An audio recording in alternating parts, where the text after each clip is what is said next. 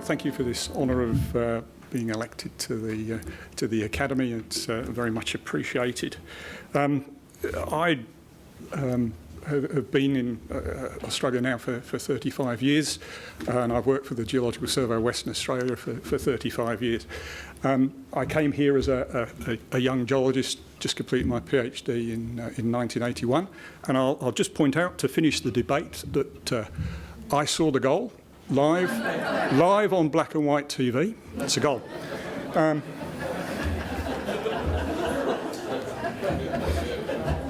And I was 9, so whatever. Anyway, I have been in those 35 years, I've been a mapping geologist. That's what I am. A field mapping geologist. I've worked all over Western Australia, from the far north and the Kimberley through the Pilbara. I've been a manager of mapping teams, and I've been the chief geoscientist. And I'm now, and for last 9 years, I've been the assistant director for geoscience mapping. And that's made me uniquely placed, I think, in those 35 years to guide the transition of the geological map from a flat piece of paper, which is trying to represent 3D, 4D world geological history on a piece of paper, and we've moved it now onto a fully digital product, which is seamless, it's multi-layered, and it's GIS based, and now we're starting to show it as a 3D product. So I've been uniquely placed with that career to guide that transition. I see my role with ATSE, with the Academy, really as within the mineral resources exploration in Australia. I guess that's what we're involved in, and particularly the role of government geoscience. Unfortunately, Australia can be perceived as being a mature exploration space. That's the way it's perhaps looked at from overseas. And there has been a declining discovery rate over the last several decades, or particularly the last 20 years. And we've got to do something about that. And government geoscience has a role in providing pre-competitive data sets, and I'll come to what they are in a minute. And we need to change the perception.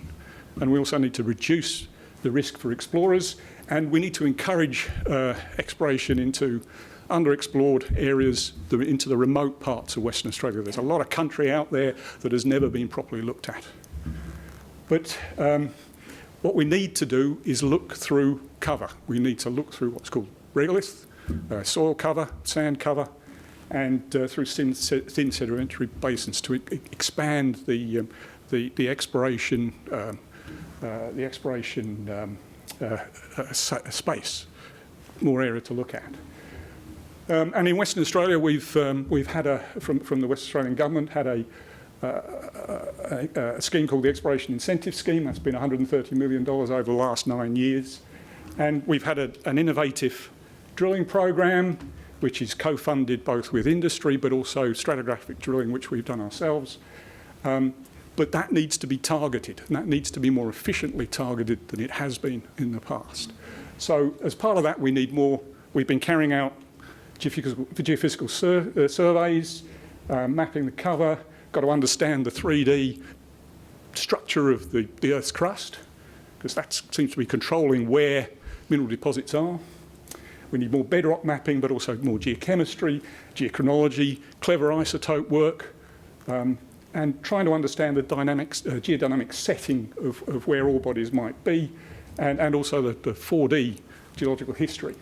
And we've also involved ourselves in a lot of collaborative research, both with Geoscience Australia, with Chris's group, the other state and territory geological surveys, but also with the university sector, particularly in Western Australia, but also with Macquarie and with CSIRO. So it's very much a collaborative effort to do this sort of work. We need to be collaborative.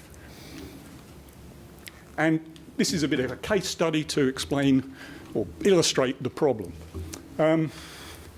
This is the Nullarbor Plain. There it is. There's nothing there.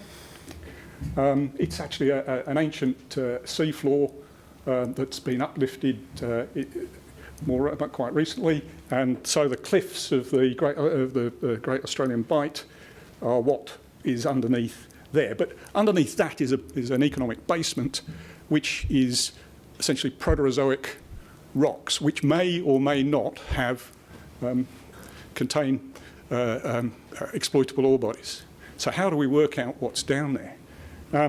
In fact, really, we know more about the geology of the Moon and Mars than we do about the geology underneath the Nullarbor Plain, and that's not good enough. So what we set about doing is obtaining useful data sets, which includes airborne magnetics and radiometrics, gravity. So this is an image of combining magnetics and gravity, and there is geology down there, and there is geology which we can recognise. And then we go about, we decided we'd drill some holes so that we could get rock, so we could actually get outcrop. And that gives us information on lithology, structure, geochemistry, geochronology, and isotopes, all this information which we can put together to try and understand the geology underneath the Nullarbor. And essentially, what the team involved in doing this science came up with was that there's an ocean stuck under there. It's a Proterozoic ocean, so it's probably older than 1.4 billion years old, but it's jammed up. It's in here, jammed up between Western Australia and South Australia. And so what's the point there? That was a completely unexpected result, and that those sorts of rocks are prospective for nickel, perhaps copper, gold as well. So it introduces a whole new area to explore for within Australia. And it's under 400 metres of sediment, which is about right, as long as we can find something the size of Olympic Dam. So where do I think I can, where can I help with ATSE?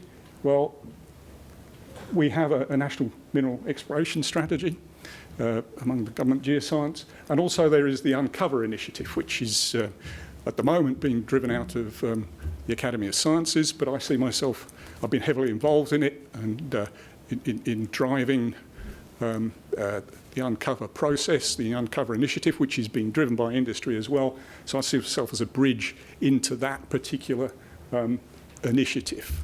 So we need to characterise the cover. We need to understand the lithospheric architecture of Australia. It's 4D history. It's, and also the metallogenesis and how that fits into that history. And we need to be able to actually understand how you explore for ore bodies through this thick cover, which is actually it's not an easy task. We've got a lot to learn. And on that, the other thing that's missing from there, I guess, is also training up the next generation of young geoscientists and bringing them on to be able to carry out this task, which is going to take that sort of be over that sort of time frame. So, thank you.